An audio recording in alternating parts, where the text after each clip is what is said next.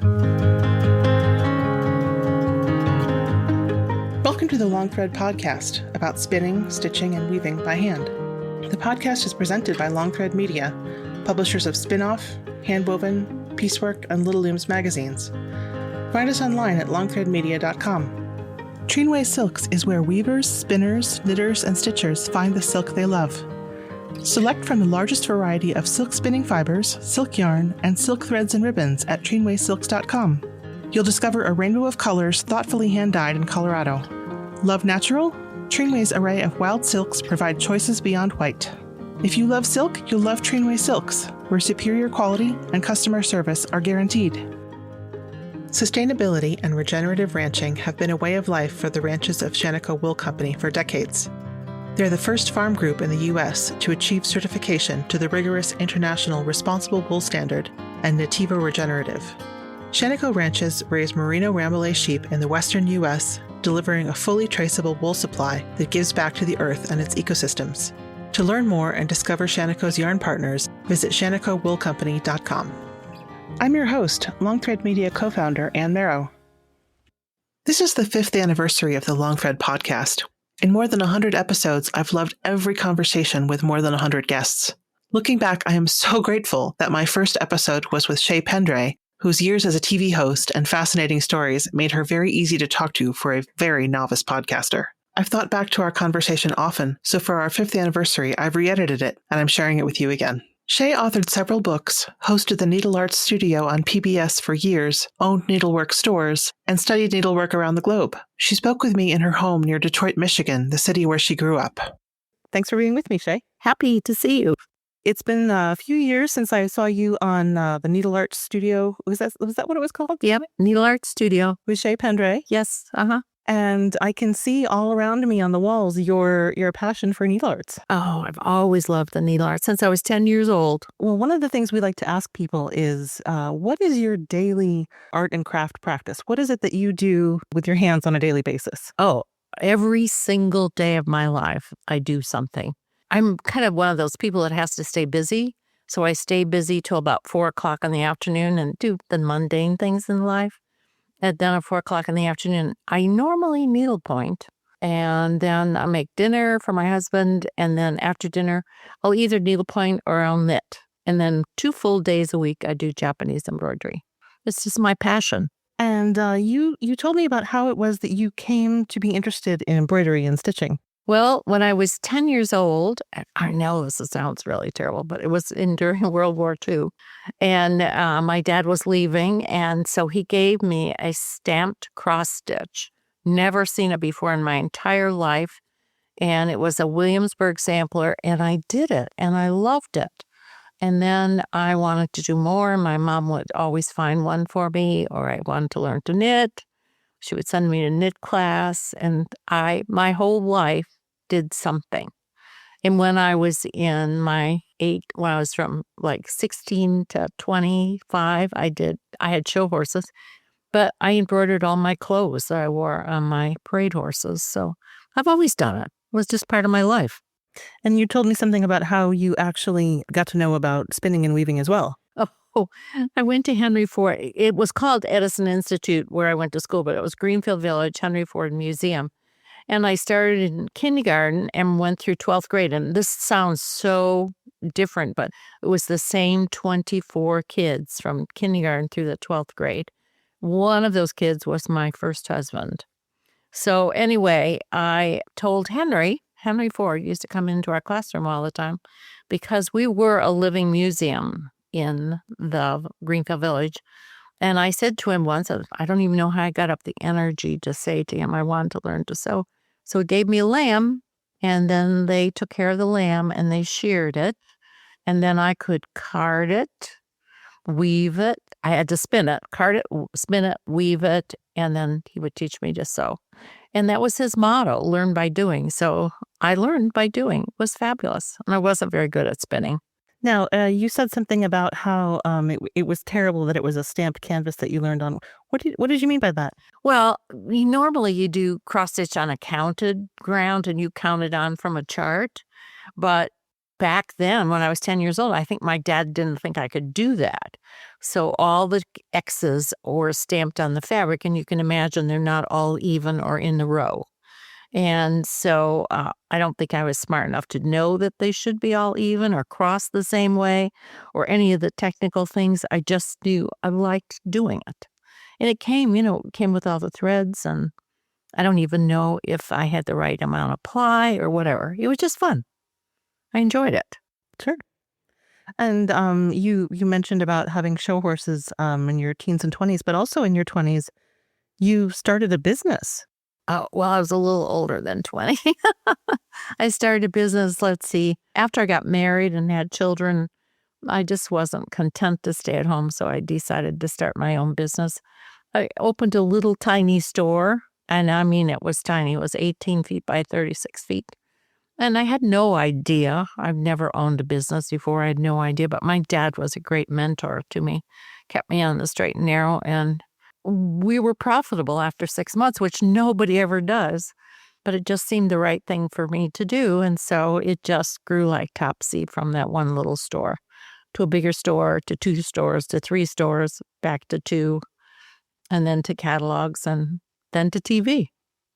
Just seemed like the right thing to do at the time.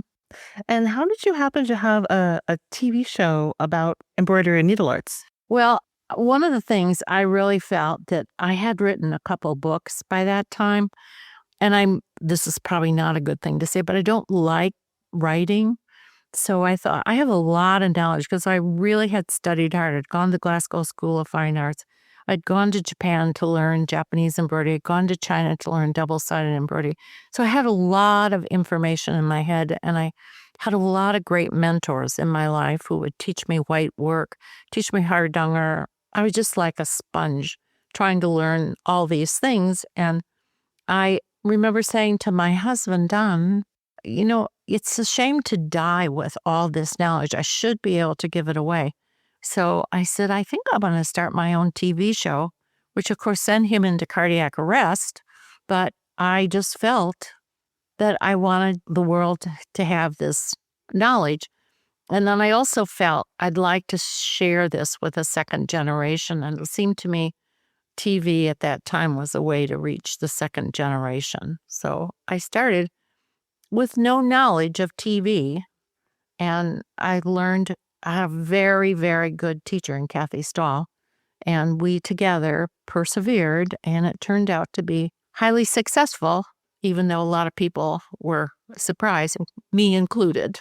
So one of the things I noticed when you speak about white work and hardanger and these Chinese and Japanese traditions is how you have learned so much about the heritage of needle arts. Oh, of course. I collected 400 books on all this subject, and I read those books and I look at those books, and it's very important for me to tell you to do, say, hardanger.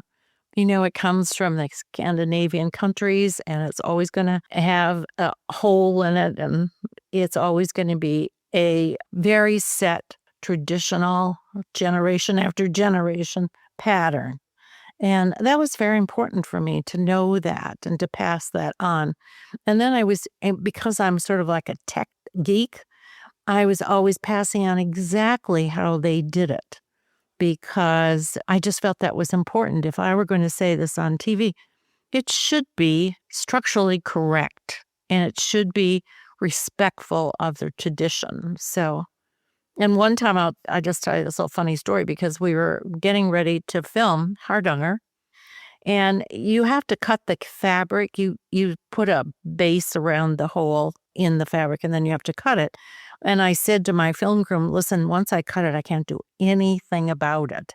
So you can't have your camera break down. There can't be any problem.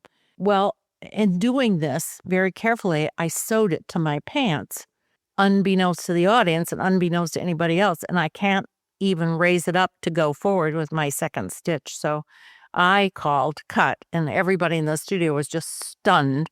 And then we tried to get it out of my pants, right? We successfully did it. Nobody knew what I had done, but it was just one of those things that happened. Got to be ready to do something about it. And I think anybody who has ever held a needle and thread can relate to accidentally sewing one thing to sewing yourself to something else. That was mean. And it wasn't a bad place to do it, but I did it. So, yeah, we had a lot of bloopers. I mean, there are a lot of times you don't do it just perfect. So, but then I learned on TV, if I didn't do it perfect, then I'd say to the audience, stop. I made a mistake. Do you see where I've made this mistake? And everybody in life is going to make a mistake with your needlework. So let me show you how to correct that mistake. And that turned out to be a really happy thing for us. People would write us notes about, so happy you did that. Some people even thought I did it on purpose, which is not true. But I just thought it would be more honest to say, look, what I did wrong. So it turned out to be very happy. And now a word from our sponsors. Imagine weaving over, under on a simple loom with a rainbow of yarns. Tapestry weaving's simple structure lets you weave almost any image you can dream up. Rebecca Mazoff, author of the bestseller The Art of Tapestry Weaving, will teach you how to weave your own ideas, designs, and adventures. Join Rebecca and thousands of online students around the world and make your ideas come alive in fiber. Visit tapestryweaving.com to start your first online class today. And now back to the show. Well, it's interesting that you talk about imperfections because I'm sitting here surrounded by some just exquisite, perfect embroidery that you've done in a Japanese style. Right. Can you tell me how you came to, appreciate and learn so much and really, master that? Well, I started to learn Japanese embroidery in the 80s, and I think the Lord sent this man to me. He was a Japanese. Taro-san is his name, and he was at the Embroiderers Guild of America Embroiders really seminar. And I met him, and I saw his embroidery, and I thought it was the most beautiful silk embroidery I'd ever seen. And I had studied silk work and gold work in London and gone to the Victorian Albert and everything, but I saw this embroidery. I couldn't believe how fabulously beautiful it was in the shine, because Japanese embroidery is done with flat silk, and you can't get that shine with a twisted silk. So he didn't speak much English, and I didn't speak much Japanese, but I kind of befriended him, and in our crude way, we communicated because of the language barrier. And then I said, I would like to come to Japan. And he was sort of taken back by that. But it was very interesting because at that time, Japanese embroidery was an extremely profitable business in Japan, because the people who were well endowed with money, I guess would be a nice way to say it, only wore kimonos and obis to weddings and to big parties. And your kimono and your obi, the way it was embroidered and what was on it, really suggested your rank, much as a rank badge would have been in China. So that market was dwindling slowly because the very rich women in Japan were using French couturier clothes, and it came kind of a fad. And so their market was shrinking. And so they wanted to open a market in the United States. And here I come asking to learn it. And so we did do that. We kind of formed a partnership, and I went there and seriously learned. I did not know the knowledge. I did not know the language. And I had to sit on my knees from 8 o'clock in the morning till noon, which was, I could hardly get up. Then from 1 to 4, then we had tea, and then 4:30 to 6, and then 7 to 9 at night. And nobody spoke English to me, and I learned. I could steal the knowledge if I paid extremely good attention to how they did it. They would demonstrate for me. And just for an example, I didn't know what size needle to use, so I would always put my hands out to feel the needle. So I knew if it was a big needle or a little needle. And I learned that way. And I was very, very poor at it the first time I was there. But I persevered and went back for 18 times. And the last time I learned from the national treasure of Japanese embroidery. And we studied gold leaf, which was very interesting.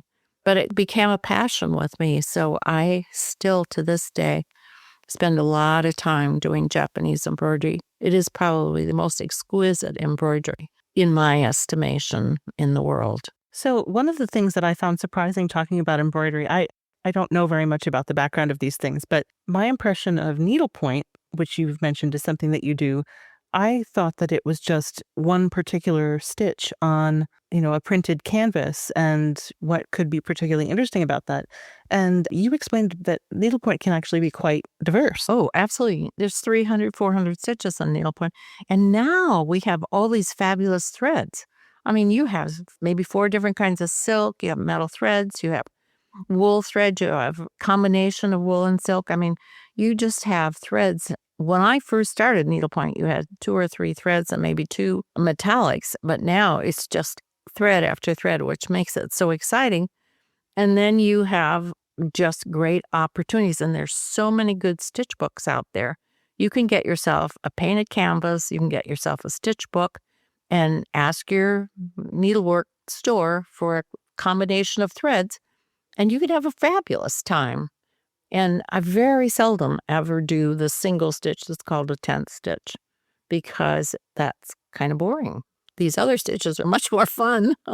I'm very passionate about the fact that it would be nice to have another generation do embroidery. And so try to teach as many young people as possible because I don't think we would like these different embroideries to die. I don't see people doing white work like they used to.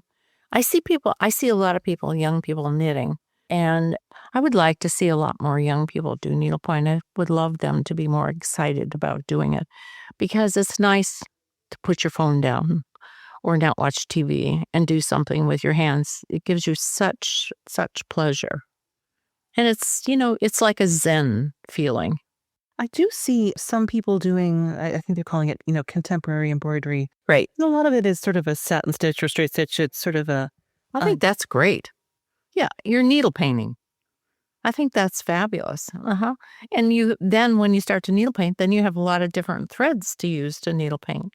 So I think if you start children out doing needle painting, just make a barn or something like that, then they become hooked with that idea. So, but we don't have those skills in our school anymore in our art classes. So that would be nice to have that resurgent. So I think a lot of other folks involved in the fiber world know you as Shay Pendray of Needle Art Studio, and yet people recently have learned about you from USA Today. I know. It's so I have a second passion in life, and that is riding horses. I adore riding horses, and so I think this is really my personal feeling. USA Today was only interested in me going on a cattle drive because I was 85. If I were 35, this would not have been a good article. So it did start out, 85-year-old woman goes on a cattle drive. So we all know what they were doing. But I have ridden horses all my life, and I love to go to Wyoming. My horse's name is Einstein, and he's the best horse in the world. And I ride, and they have 100,000 acres to ride in. And when I ride, I look at the values of green, the different kinds of tones of green. I look at the aspens and they turn yellow. And so it's a very Zen feeling for me. And it's lovely to be one with your horse. And then I go back in September because they have 6,000 head of cattle. And you have to get those cattle in for the winter. And so they gather the cattle and they let dudes like me participate with really good cowboys. So it's just my passion. I'm very happy on my horse, and I can get on my horse at 9:00 in the morning and ride till 5 and just enjoy myself. And I know that the stitching brings you a lot of joy, but that sure does sound a lot better to me than kneeling on the floor. Oh, right. It was. Yes, it was very hard to learn in Japan. And they were very strict masters. And, they only spoke to me in Japanese until they decided I was really kind of going to be good at this. And then they would get some English words out. But I enjoyed every minute of it. And I learned what I thought was a secret in the world. You're better off to be a listener than a talker. And I had to listen, even though it was in Japanese, but I had to pay attention. And I had to have a serenity in my life to just sit there and be patient to learn what they showed me. And I'll tell you another little story because you would know the next day. They never said good, bad, or indifferent. You'd know the next day because they came in to the classroom and lined up in how they stitched. On the left-hand side was the best stitcher. That's probably not good English, but that's what it was. And the bottom of the line was the least stitcher. And so when they looked at your work, what you had done the day before, if you'd done a good job, you got a really good stitcher. If you'd done a bad job, you got the least, and you're not worth their time to teach. So it made you straighten up in a hurry and work really hard this second day so that you got a better teacher the third day without ever saying a word. Wow. Yeah. You probably wouldn't go over in the United States very well, but it was the way they did it. That's how you learned. And isn't that kind of, the way it is with needlework in general? Yeah. That is the way they did it. It doesn't require words. And we It learn from doesn't each require other. words. And I never argued. My mother always say, when in Rome, do as the Romans do. So I never, ever argued in any way or disrespectful to their culture. So I learned to love their culture. I learned to love their food. I mimicked everything they did. And Master Saito at that time, one time said to me, he said, you sponge. You just sponge it all up, and you must have been Japanese in a different life, which I'm not sure about that, but he felt that way. He strongly felt that way. And I felt very comfortable there, even though nobody ever spoke English to me. And I would stitch for 2 or 3 weeks, and they stitched 6 days a week. They only have Sunday off. The only thing I ever really did when I got back home was I had a Diet Coke because I liked Diet Coke, and they didn't obviously have that. I was tired of green tea. So I thought it was a wonderful experience. Well, thank you so much for taking the time, and I will let you get back to one of your various beautiful canvases. And thanks so much. It was such a pleasure to talk to you. It was my pleasure. Thank you for asking me. Thanks to our sponsors for supporting the podcast. Thank you for listening to the Long Thread podcast. If you enjoyed this episode, please rate the show and leave us a comment on Apple Podcasts or your favorite podcast platform. Thanks again.